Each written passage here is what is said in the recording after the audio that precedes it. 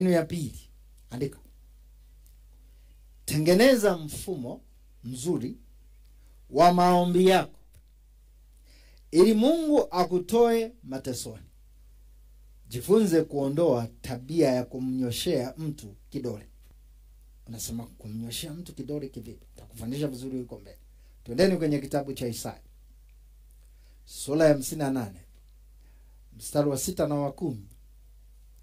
Ukianzia mstari wa kwanza mpaka kule chini utagundua Mungu anazungumzia juu ya habari ya watu wanamwendea Mungu katika shida zao wakiwa wamefunga. Wanamwambia Mungu, mbona tumefunga lakini usikii? Sasa angalia mstari wa 6. Anasema hivi, anatupa mbinu. Mstari wa 6 na wa 9. Anasema, "Je, saumu niliyoichagua sio ya namna hii, kufungua vifungo vya uovu, kuziregeza kamba za nila, kuacha ulu walioonewa, na kwamba mvunje kila nila? Ndipo utaita." Sikiliza pointi yangu. Kama ukiondoa nila isiwepo kati yako, wala kunyosha kidole, wala kunena maovu.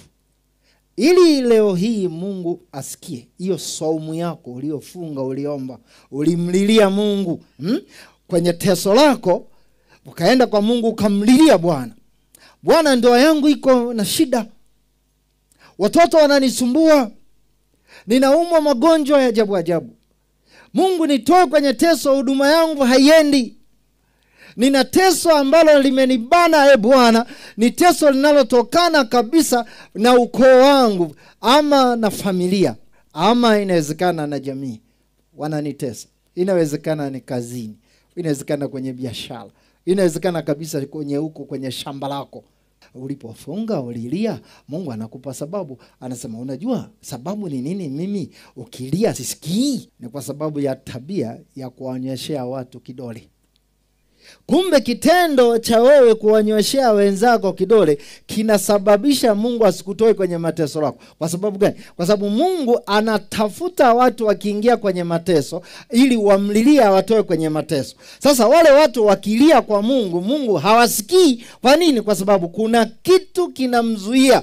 Ni nini? Ni tabia alionayo mtu wa kumnyoshea mwenzake kidole. Jambo la kwanza, maana ya kumnyoshea mtu kidole au mkono ni kumdhalau.